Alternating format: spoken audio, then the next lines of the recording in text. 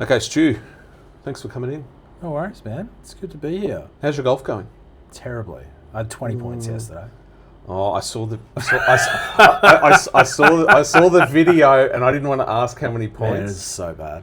So when was the last time you had 20 points?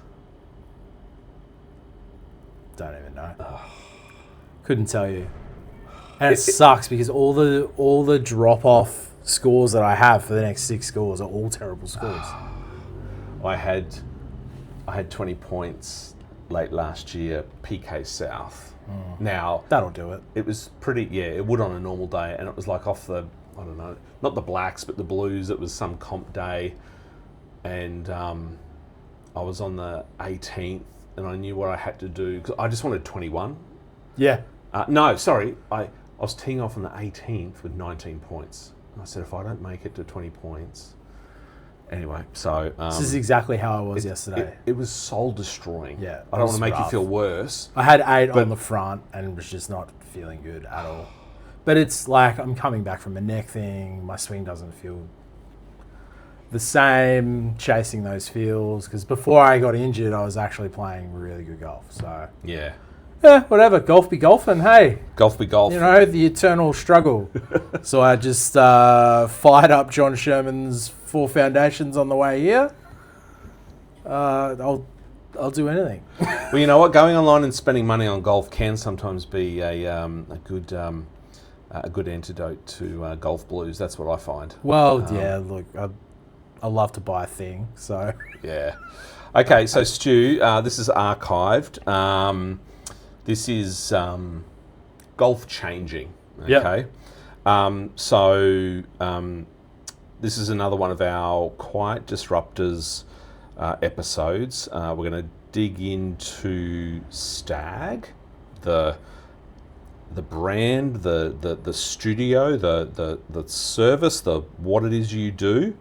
I'm really looking for a conversation around independence, aesthetics, and authenticity. Cool. You're gonna tick all those boxes. I have no hesitation. Let's start off. What the story? You are Stu Stagg, but talk to me about Stagg. Oh, wow. So, do you just want like the spiel? Yeah. The whole shebang? The journey. So, probably 3-4 years ago, I was doing some stuff under a different name, golf stuff under a different name, called Clubhouse Leader. Clubhouse Leader. That's right. And, you know, I was just like illustrating, making shirts for funsies, mainly for me to wear. And then I was like, oh, maybe I'll make it a thing. And decided to like sort of change lanes because I was working. Well, I suppose for people that don't know, I'm a designer as a job and an art director. So I was working in an agency at the time. I was starting to rebrand Clubhouse Leader because I didn't really like sort of like what I'd cobbled together. And I was like, oh, the words are shit, the letters suck, it's very long. And then I thought, well, since I've been a designer, people have always been like, your last name. Well, your name sounds made up. Really? Yeah. Of like, it's an awesome name for a designer. Yeah. It's alliterative, it's short, it's punchy. Yeah. And like, I was just like, yeah, whatever, man. How do you respond to that? Like, I was like, I guess so. I guess. So, you know, I'd just sort of been like, well, at the time it was going to be more apparel focused, so I was like, oh, a lot of the best brands that I've ever known have someone's name behind it. You know, think like Benny Gold, Staple, Melbourne now, I think like Chanel, like all the big fashion houses and stuff. So I was like, well, you know, if I've got a good name, I'll put my name behind it. Yeah. And then it became trying to get like commissioned illustration of like golf scenes from people. And then I did like a small range of merch And shortly after that sort of like launched, the agency that I was working at went into liquidation. And I was like, oh, well, I can either look for another agency job, which seemed quite dire at the time because we heard about another 2 or 3 agencies that went under at the same time, or I could just go it alone and freelance. So I thought I'll freelance. I've always freelanced under my name, but I wanted to move in towards like a more golf-centric focus. So that's where like the Stagg Design thing came from. And I suppose it's evolved from being creating artwork for people to maybe dabbling in some merch to that's like by far and wide so oversaturated now. Yep. To offering golf services, golf design services to brands within the golf sphere. So I'd recently done like reimagining of my home club Gales logo post their centennial, and that sort of made me see an opportunity for like small to medium size clubs to be like, you don't have to spend a lot of money to like sort of have a better visual standard. Yeah. And like, let's face it, it's a digital first economy now. Logos are the billboard, websites are the gateway. So many of these clubs that like, it's for someone like me, it's low hanging fruit. For people that are in committees that don't understand design and marketing, it's quick for them to poo-poo it or see it as like some kind of dark art. Yeah. When really, if you up your game visually, you can sell better merch, more merch. The visual language of the club is all of a sudden better. The gateway looks better. People want to come. Yeah. Yeah. And then also like working with brands as well. Yeah. So I've done some stuff with Hiroki and a few other brands that have like been in their fledgling phase, I suppose, and done a little bit of branding and stuff. So I guess that's how I've ended up where I've ended up, I suppose, is a lot of trial and error, and then sort of like seeing nooks and crannies that like my skill set as a trained designer and art director gives me sort of like, authority is not the right word, but like to step into and be like, I understand golf as a passionate golfer. Yep. You don't have to worry about engaging an agency or a creative that doesn't understand golf, because that's my unique selling proposition to golf clubs or golf businesses. So I guess that's it, really. Well, I'm going to be drawing on your design eye with a couple of questions in a little while. But let me go through and build on that first question about the story. So, golf clubs, golf brands, I'd imagine that, you can sort of support, a client's aspirations or eye or brief. Talk to me about the Stagg aesthetic when you do your own thing. And I suppose part of that question is, what kind of, outside of golf, when you bring something to golf, what inspires you outside? I've noticed you do a bit of heavy metal. Yeah, so I see that weaved in from time to time. Yeah, like I grew up a big fan of like heavy music. I played in hardcore and punk bands for 10 plus years and designed the merch and sort of art directed before I was a trained creative. Like the way that some of that stuff looked for the bands that I was in, and I suppose like growing up a fan of sort of underground movements that are entrenched in DIY culture is sort of like where a lot of my general aesthetic and also empowerment of the brands or the clients that I have comes from, in that it's not impossible for you to be able to do some of this yourself. If I give you the right tools to be able to do it, you can be semi-sustainable, you know, with some tweaks under the hood here and there. But so I suppose like that's my mentality. But then from an aesthetic perspective, I suppose I've drawn all my life. I've always had like a little bit of a rough around the edges freehand illustration style. But then when it comes to illustrating digitally, which is what I kind of prefer to do now, because I draw with a tablet and blah blah, is all my favorite brands in my formative years of like the 2000s. Streetwear was starting to boom, all that kind of stuff. So I love a big, bold, clean t-shirt graphic. Yeah. I'm not into anything super like grungy and filtered and anything like that. I love thick, clean lines.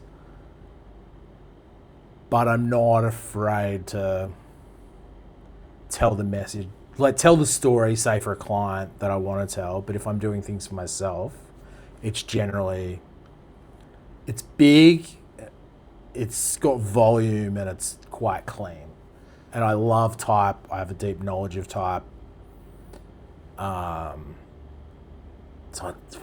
love a word on stuff. Yeah. You know? Yeah. Like, I love Absolutely. a really well typeset thing. Yeah. So, yeah, it's a melding of all this stuff. But, yeah, I don't know. It somehow poops out the other end as my aesthetic, I suppose. Do you... I see from time to time you're doodling away, you know, pen, pencil on paper, but you know, tablets and digital, you know, is now and will forever be. How do you feel that evolution has been for you as probably what would have been, you know, an original, you know, illustrator, right? Well, You know, all of my ideas still start with a piece of paper. Yeah. Normally hanging out at my local cafe with earphones on. Yeah. And I've just got my laptop sort of digesting a brief and I'm doodling away. Yeah. I still really struggle. And I guess like, because like we grew up in a time before like a lot of digital capabilities. So for me, the tangibility of being able to scribble on paper and change lanes really quickly. Yeah. Whereas working digitally gives me a lot of structure. So, and I guess like my trained self, files are clean, notes are organized, whereas creative brain lives in the analog space. So all that ideation and stuff. And it's everything from just like vibes, like I can just sort of write a word, but in my head when I'm doing it, I know how like I want to treat it. So it's not like a lot of things are like fully fledged drawn ideas, because it's like, oh, I could spend an hour doing this now, or I could punch it out knowing how I want it to look. But all composition stuff like that starts on paper. Starts on paper. How I want to build on that theme of evolution and over time, you know, analog, digital, and just I want to translate that to golf for a moment, and I want us to sort of I want to hear from you your observations. So I want to talk about golf for a moment. Yeah. But you know, we've got a bit of a lens of design and aesthetic and things like that as we talk through this. But like I'm a newcomer to golf, kind of, right? You know, 2022. Yep. In terms of addiction starts on and off throughout, you know, the years. And I never really paid any... I knew that there were equipment, you know, companies, but my kind of immersion into anything that related to sort of design or fashion or brands or anything like that was just non-existent. What I'm trying to do with Archived is somewhat pull out stories of golf changing. What observations have you got around golf changing through your lens, sort of over the last sort of, can I say, 20 plus years ish? Yeah, in bits. So I guess like my relationship with golf started when I was 11. Yeah, right. Okay. This was 1996. Yeah. My Uncle Joe had passed away in 1994 from leukemia, my mum's brother. And he was a plus handicapper, Yeah. really good, like AM player. Yeah, and right. he lived in Georgia. So As in US Georgia? Yeah, right. as Okay. in US Georgia. Yeah, So yeah. he had gone over, he was a drafts person, and he went over from Scotland Yeah, right. at some point. Yeah. And got to like I was 11, and Mum was like, your Uncle Joe was a good man. I want you to be a good man. You're going to play golf. Right. And I was like, cool. Because like I never met Uncle Joe. Yeah, I'd only ever right. heard stories about Uncle Joe. But he was like always spoken about as like a pillar of our Scottish half of the family. Yeah.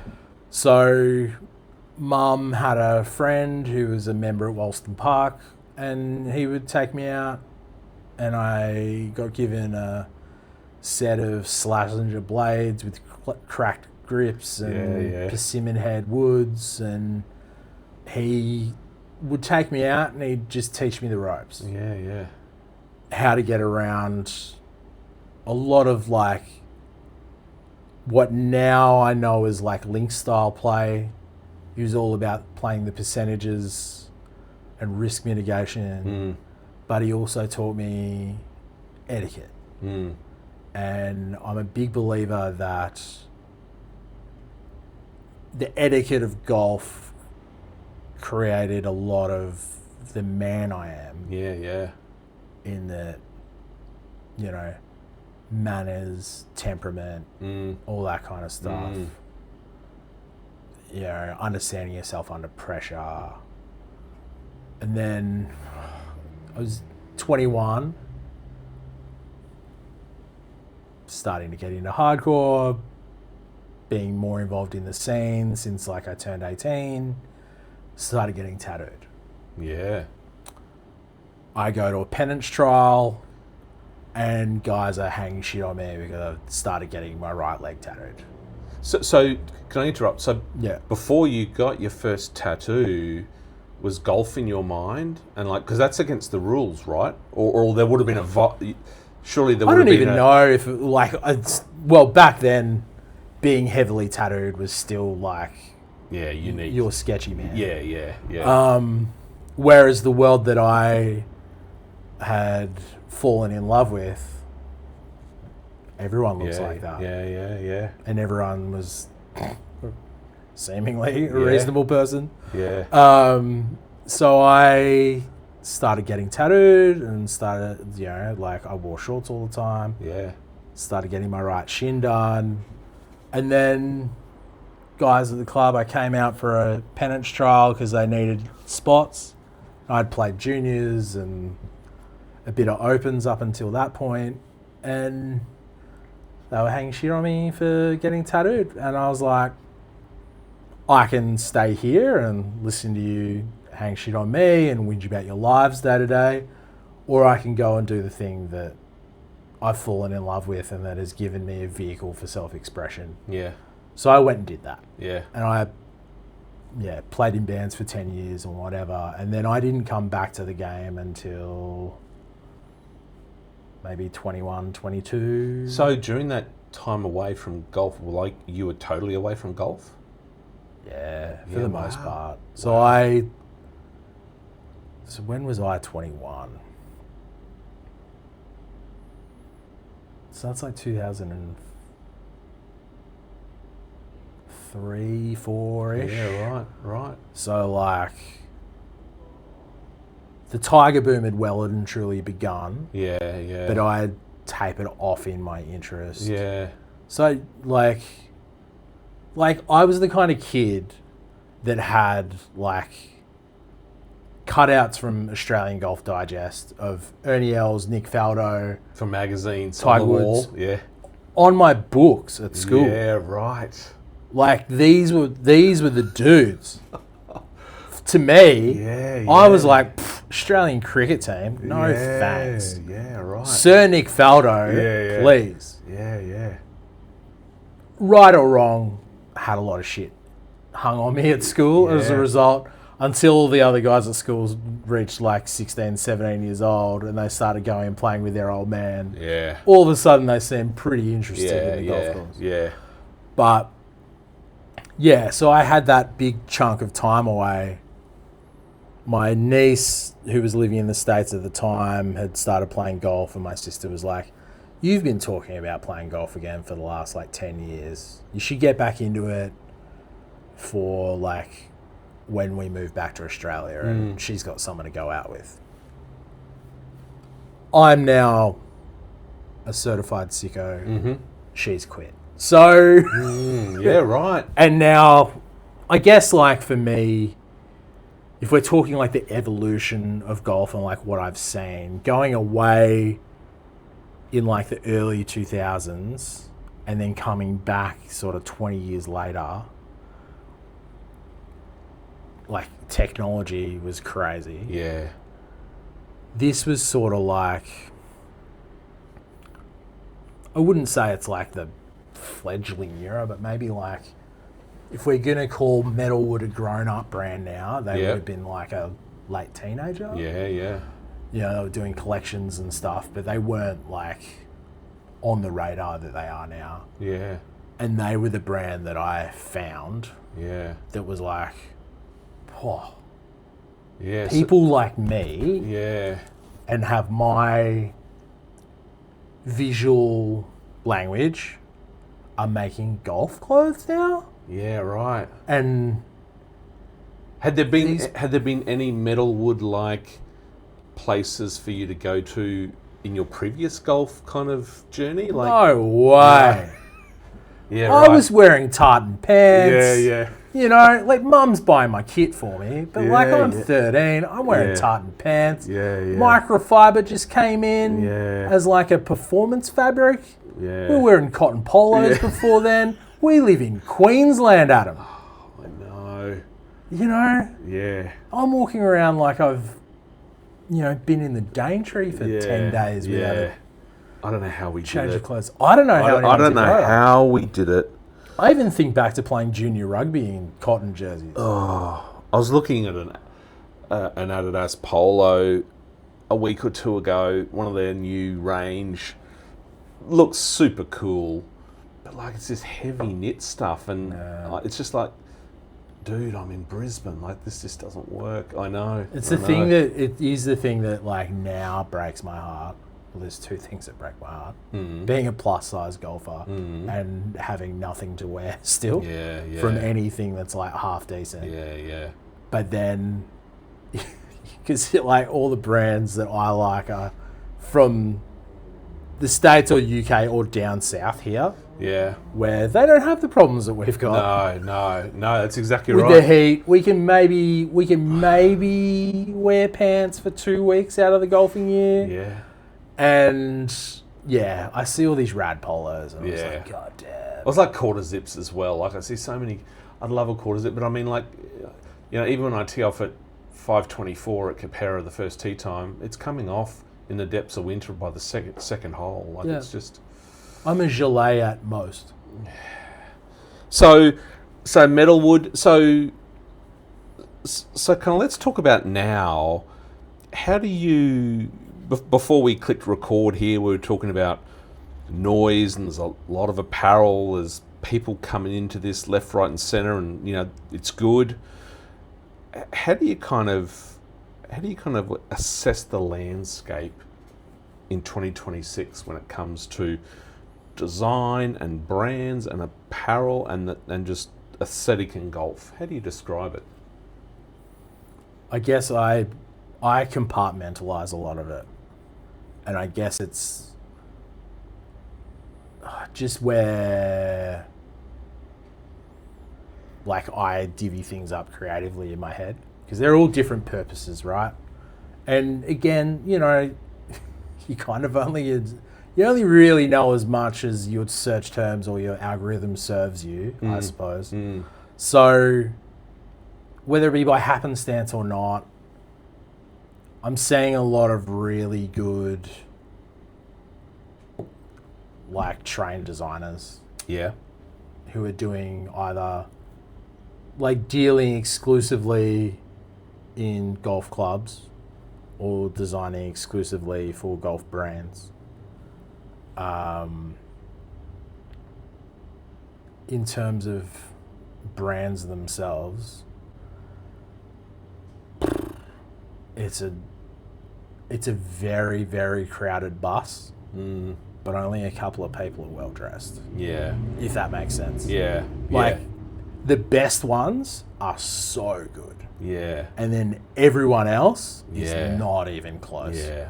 Because if we're going to talk like brand and storytelling, there's a handful that do it really, really well. And then if we're going to talk like aesthetics, it's that same pool plus a few more. And then everyone else is eons behind. Yeah. Yeah. Because it's like everything, right? I actually liken it a lot to the streetwear boom in the 2000s. Yep. Where obviously golf apparel doesn't start as some underground thing, but streetwear started as like this underground thing, really limited drops of stuff, be it sneakers, t-shirts, hats, whatever. Big business starts to see it signaling. All of a sudden, Louis Vuitton and Balenciaga and stuff are making sneakers and collaborating with streetwear brands, and then they have their own streetwear lines. And I think that like that's kind of where we're at now. Yeah. With the golf stuff. Yeah. Is that it's rad that we're seeing like big brands collaborating with little guys. Well, quote unquote little guys, big in our space. Yeah. Yeah. You know. Yep. Our Walkers, our Manners, our Metalwoods. Yep. I suppose you would say that Melbourne's like the breakaway, and they're doing a lot of like the Kith model. If anyone at home knows the brand Kith from the streetwear world. Really good collaborator. Always doing meaningful collaborations, telling stories, whatever. Melbourne doing a lot of collaboration in smart ways. A lot, yes. Really, yes. Yeah. High volume. Yeah. Tapping into a lot of different like subsections of person. Yeah. In terms of golf club design, as in like places people are members at play, I think it's really interesting. Definitely like the monogram wordmark isn't dying, but it comes secondary now in new design to like the mascot or the symbol. Or places that are, say, like more prestigious, call it like Kingston Heath, right? They've got a word mark, they've got their crest, K, etc., KH. But then a lot of places are adding like the third symbol for like merchandise, or it's a bit of like, if you know, you know. Yep. They've got their or flower. members only. Yeah, one. members We're only seeing that stuff, more. Yeah, you know. Yeah. Which is really rad too. Yeah. And it's cool seeing people telling the stories of these clubs through these sort of like one symbol. Yeah. I guess the thing that I would love to see is those stories being more to the forefront, as in for people to digest. Yeah. Yeah. I love a case study. Yeah. You know, and I don't know if that's just because like I'm a designer, so I'm like, the why is important. Yeah. You can't just do things for the sake of doing. So tell me the why. Like, give me like, why is this the prominent symbol for this club? Yeah, yeah. But that's where, like, if I was to divvy it up, and then like, I guess we've got manufacturers as well, right? Member berries are the name of the game. Nostalgia, retro, TaylorMade do it better than anyone. They love pulling on the heartstrings of the bikini round logo because it's like it's the ultimate. Yeah. You know, the serif era, like it's the ultimate. Yeah. But a lot of these brands pulling on sort of like people our age played when these logos were big. Every other brand in the world is doing it. So like golf brands are doing the same. But I do find the marketing cycle for manufacturers exhausting. Yeah. So we're going to get onto the logos in a minute, but I want to ask you kind of one question. It's probably a big one before we get onto that. Building on what you just said there. So just the way you were talking then and describing whatever it is we were talking about and your passion, you know, when I show up to Capera at 2 p.m. on a Friday afternoon, the car park's full of utes. Yep. 27 holes full of tradies. None of what goes through your head and my head will probably ever go through their head. There is this generation and a demographic and a whole new community coming into golf, right? Can I get your observations on, and I was having this this argument with my business partner who's into golf. We're very different when it comes to golf and aesthetic, and he grew up in golf, you know, for decades. I'm a newcomer. He calls me new money. You know, I've been in it for 30 seconds, right? And suddenly I know everything, right? So he calls me, sure thing, new money. Yeah, and that's funny. And I sort of say to him, I said, yeah, I'm new money, but there's a lot of new money coming in. You know what I mean? There is a lot of new money changing, right? in, yeah. Talk to me about that change, like women's golf as well. I'm noticing, you know, the number of women getting into golf, which is awesome. Talk to me about the demographic culture change and the community that's now finding golf. I just had coffee with a friend and I was explaining this to her a bit because I've started another project because I can't help myself that's based around sort of new golfers, and we can talk about that another time. But I sort of said to her the reason for it existing is the funnel to entry into golf now. Yeah. The aperture was sort of this wide, right? Yeah. You had to know, for better or worse, you had to know someone who could take you onto a course to help you play, right? And to give you that knowledge. Whereas now the aperture's so wide because of the digital age, social media, whatever. YouTube's a massive thing. It's easy to see it and go and try it and attempt to replicate it. The thing that's lost is all the nuance that this taught me anyway. Like how I was saying before, at 11 years old, I had an experienced golfer taking me around the golf course once a week and sort of forging that, like, it's easier to just go and try now, I would say, rather than learn. Does that make sense? Yeah, absolutely. Of like, and I'm all for everybody giving anything a shot. I guess it's when you get to that next stage of your journey is like, it's the learning component of golf. Yeah. That I think we could be doing better at. Yeah. Stu, there is a whole community of new golfers that every week will hit the range or a sim, but never hit a golf course. Like, it's incredible. Yeah. And I mean, you don't have to. No. I mean, it'd be sick if they did. Yeah. But, I mean, you don't have to anymore, right? It's fascinating, isn't it? Like, some people just love going to... Like, it's become a night out. Yeah. You know? Like, Yeah. Top Golf exists. Yeah. When I was And all the little putt-putts that are being when built I was a on the kid, edge of mate, courses now. in what world Yeah. would there be an international chain of driving ranges that turn golf into bowling? Yeah. You serve drinks and That's exactly sides and... Yeah, you It's sit a around with your bowling- mate. It's a bowling alley for golf. It is. It's crazy.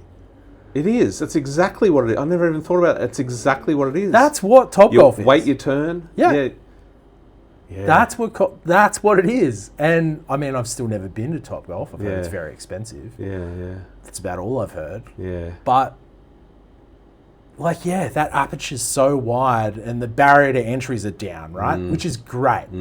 Because I'm like, let's go. Let's get some people in here. Because golf's the greatest thing to me, sports-wise.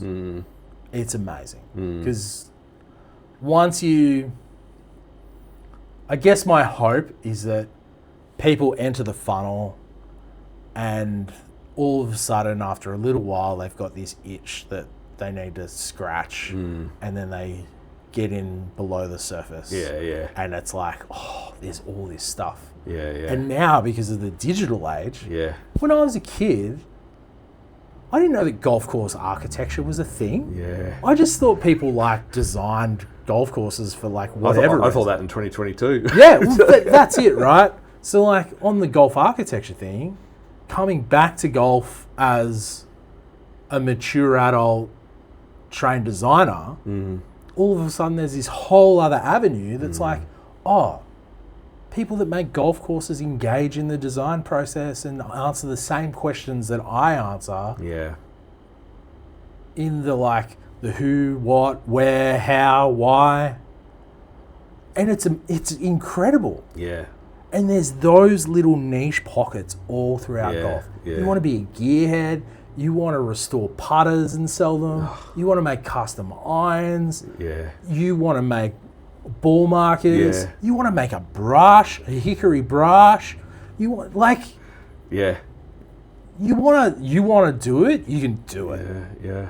Yeah. And it's a whole gateway into this whole little, and it's all got its little subsections, and it's rad. Yeah. And It it's, is. So for me, I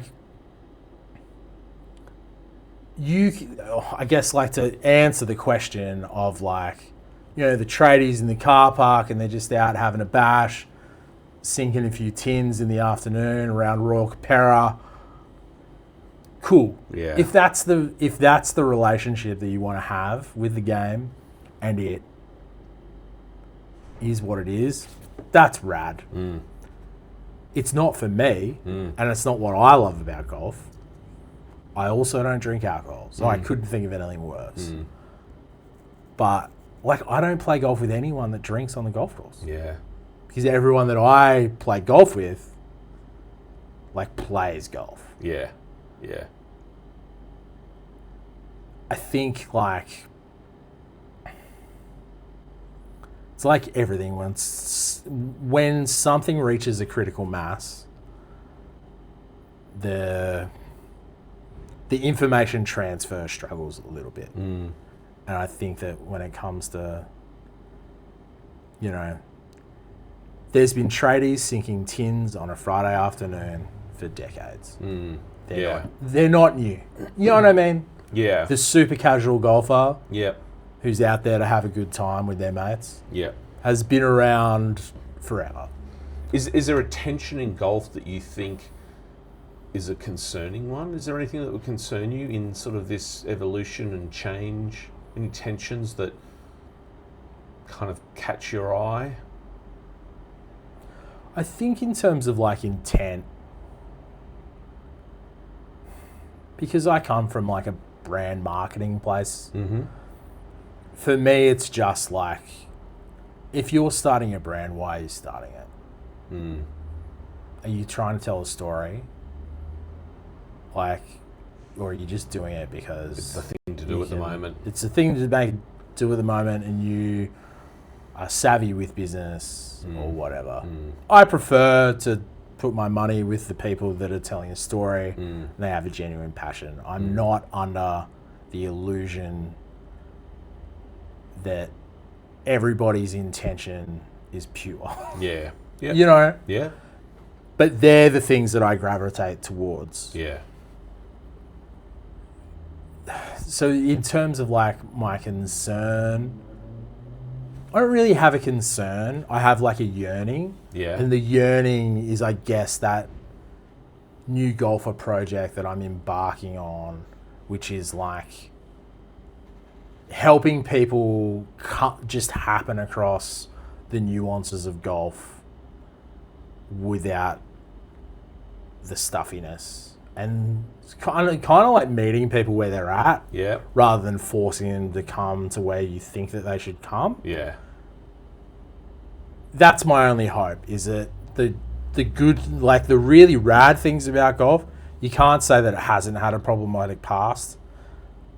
We're pushing past a lot of those things now. There's still things that need to be better. But if we can get to a place where the newcomer and the casual is being welcomed in a little bit more, Yep. I think that's important, because ultimately golf will continue to thrive through participation only. And if the barriers to entry are still up, the unknown entities in golf that like are below the surface aren't obvious to people. And you know what? I have tons of friends that are new golfers, and all of them are texting me being like, hey man, where should I stand? Hey man, like what's the order like when you putt? Yeah, like, why right. do people put a coin on the ground? Yeah. You know, Yeah. why do this? Why that? Yeah. And they're all things that were handed down to me from people that my knew. mum's mate Yeah. that knew. Yeah. And they're the things that, unfortunately, you don't know until you know or you're told. Yeah. And no one seems to be telling. Yeah. So I guess like that new project for me is me trying to engage that part of the mission, I suppose. What's it called? It's called 101. Is there a presence somewhere people can go? Yeah, 101 golf _ on Instagram. On the Instas, okay. 101 golf _ on the Instas. Okay. on the Instas. Okay, let's have some fun. Oh, I love fun. I want to talk about I want to talk about I want to talk about logos and stuff like that. Yeah. So on some very famous YouTube channels and things like that, they do the eating of the ribs and try hot sauces or some interactions. Yeah, okay, yes. So Yeah, sweet. I've got to try ball markers. Oh, cool. Yeah, sweet. Let's do that. Okay, I've got to try ball markers. I've got to. Oh, look, this is a little bit skewed because there's a lot of courses here that are quite, quite hoity-toity, if I can use that word. But also dear to both of us. That's right. But what I want to do is I just want, with this tray, because I've got another activity next, but with this tray, I want to put it in front of you and I want you to just kind of react. You know what I mean? Like, Okay. you know, is there a favorite? Is there one that's just like, get that out of here, that hurts my eyes? Like, what is classic? What is new money? What's old money? And for those that are listening, you're not going to sort of see these, or those that are watching, but we got Pasatiempo, we got Walton Heath, Royal Melbourne, Kingston Heath, Monterey Peninsula, Turnberry Olympic Club. Oh, there's 2 Olympic clubs in there. We got Bel Air. Some New Zealand courses. What kind of catches your eye when you look at those? I'll let you work out how you want to assess them. All right. Well, let's go with like, what would I buy in the pro shop? Yeah. Right? Yeah. I mean, I literally bought this and brought it to you. You did. Because I played Royal Melbourne and couldn't help but get my mate something. Look, these guys, I love them. I love the look of them. There's the red and the blue of the two courses at RM. I'll never use it though. You know, Why not? that's cabinet stuff. Oh, okay. For me. Yeah. But then say, like, the Kingston Heath number. Oh, there you go. There's exactly what we were talking about before. The two different logos. So there's like the crest logo, the traditional logo, and then like the secondaries on the back. I think that's really cool. Love a double-sided situation. What am I buying? What am I spending money on? I'm not spending money on anything when I go to a club unless I like the logo. What's your favourite logo on this platter? What's your favourite logo on this platter?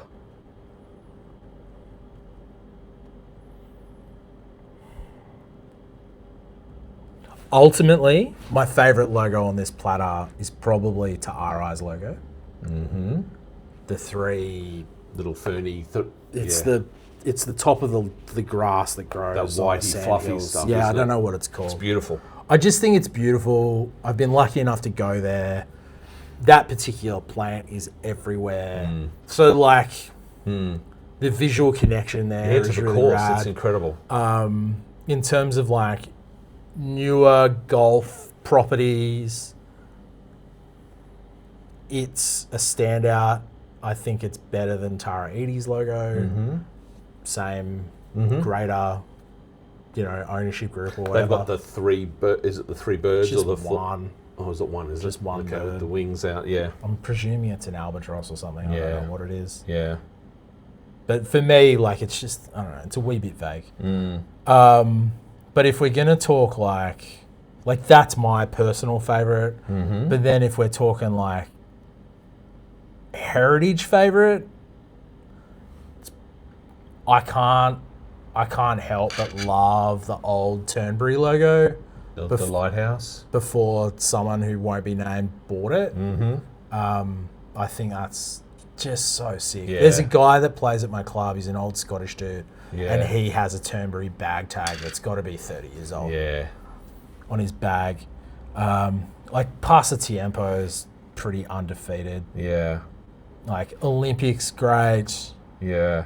The RM logo's like super classic. Kingston Heath, I love like an old monogram.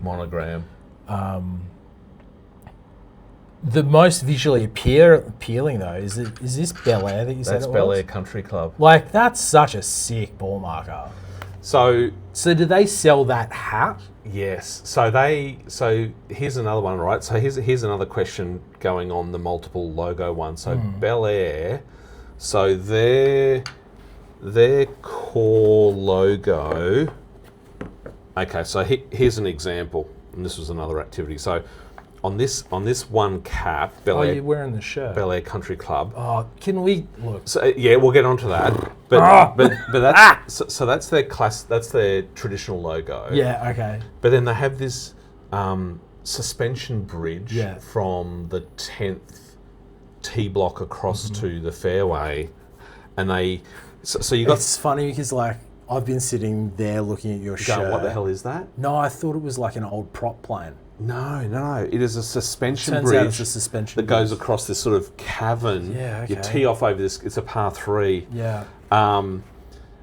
And yeah, they've got this. Yeah, so that's a bucket cap ball marker. It's pretty rad. Look, now that I know that there's a big letter hat over there, I see what I've done in choosing this. So But it works much more practically on a ball marker than it does. So you haven't been quiet on your distaste for Big letter hats. Yeah, well, like what's going on with that view? There was a time when it wasn't so bad. Yeah, it's just gotten out of control, Yeah.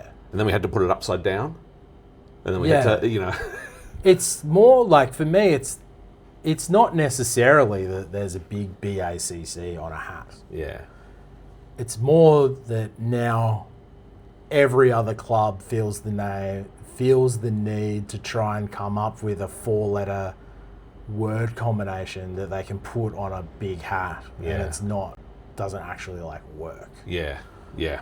Like what's hills? What's that? So that is Green Hills in California. Yeah, see, like I see that as not great. But then like I've got a RI hat they're a wee bit smaller than that, but they're chain stitched letters on like this awesome American Needle hat. Yeah. That's not like this situation. Okay. Poly situation. But like, you know, like I've got a medium size hat. I'm going to show you a couple of hats with logos, and I just kind of want to get a yay, nay, thumbs up, thumbs down kind of situation like going. Quick fire situation. Yeah. Okay. I don't know what it is. So that's Western. That's up in Toronto. Yeah. There is an elevated railway line that goes through the second or the third or something. Oh yeah, cool. But you've got 1915. You've got the railway line. Sort of. It's not their classic logo, but just. It's a sick minimalist logo though. Yeah. Like it's cool. Yeah. It's cool. It makes me go, hey, where is that? Lake Merced, San Francisco. That's Lake Merced. Yeah. That's that's the pixelated needle kind of. Are you into that? That seems to be common these days. Oh, it's the first time I've ever seen that. I don't know if I love that. Yeah, it's pretty sick, isn't it? Royal Melbourne. Royal Melbourne.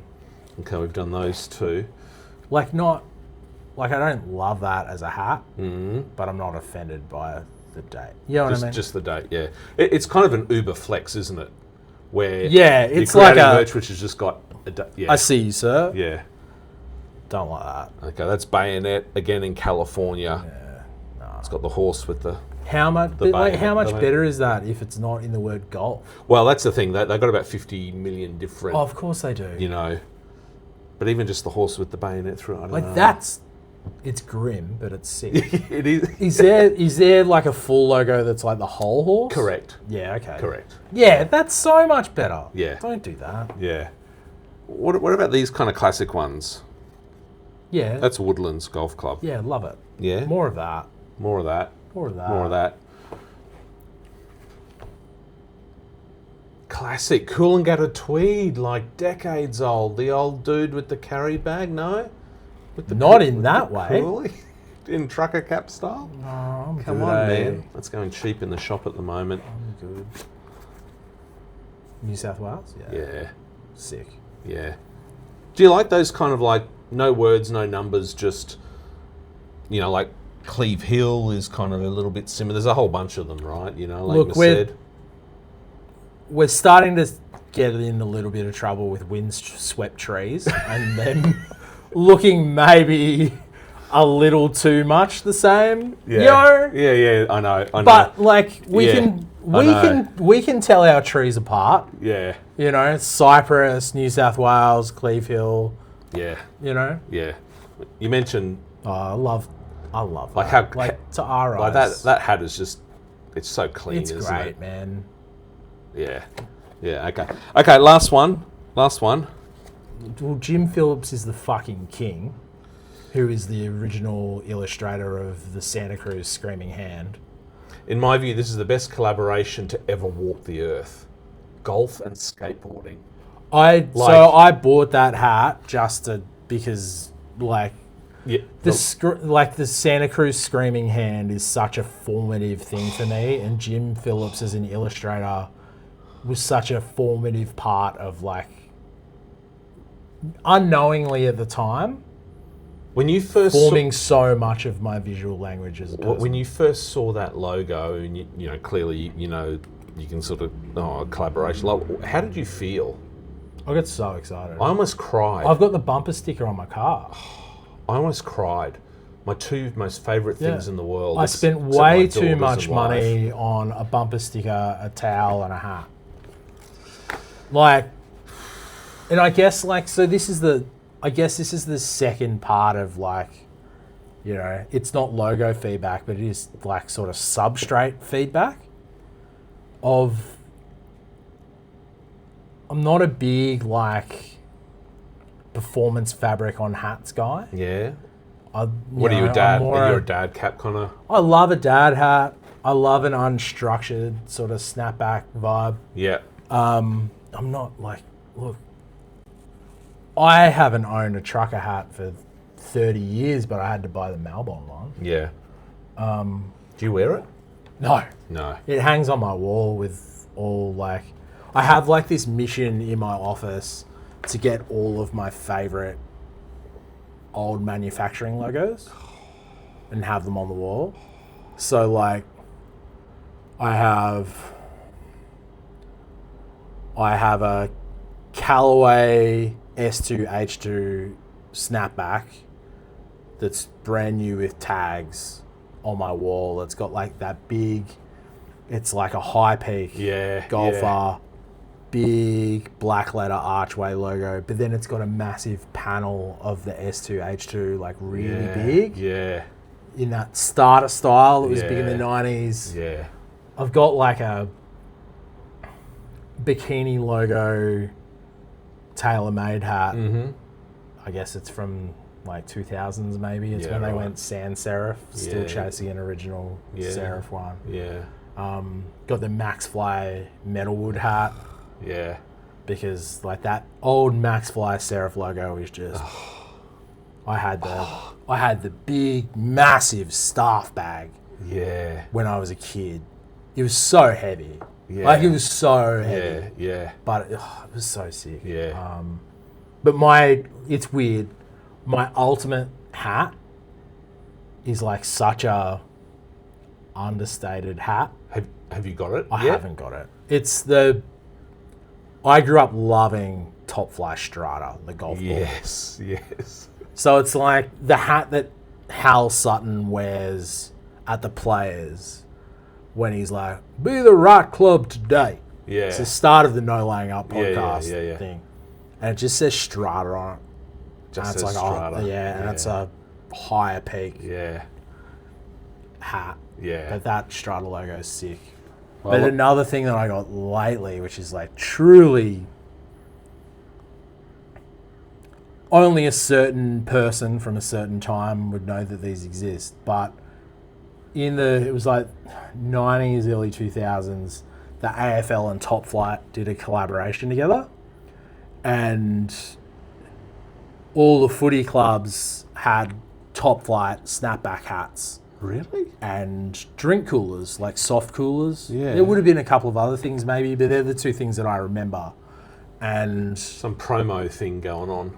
yeah, like you could buy all the hats for all the footy clubs and stuff. Yeah, right. And they had like, the traditional AFL like cartoon mascot on this panel with like the footy club and then Top Flight, and it's in the footy club's colours. Yeah, wow. So I'd never seen one when I was a kid, but I was cruising eBay as you do one night when you're bored, and I found a Brisbane Lions one. Yeah.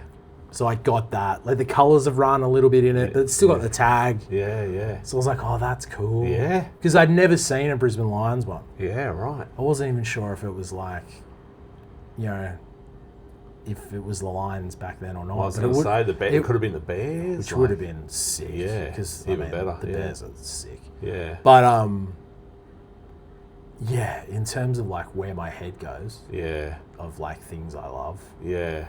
It's just, I don't know, like design now is cool and all, but I just feel like when it came to branding and a few other things, there's what is it?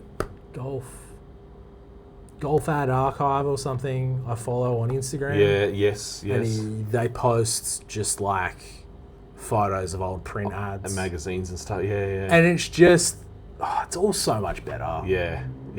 You know? Yeah. And it's the same with like old Nike ads, old Volkswagen ads, like that time in marketing where it was like, we have to be clever with our words and with our visuals because we only have print media to show people something with. Yeah. And a story to tell. It's, I don't know. Nike's a whole other episode that we got to do. Anyway, Stu, thanks so much. Thanks, man. It was fun. Enjoyed it. I'll come to talk design whenever you want. More to come. Yep.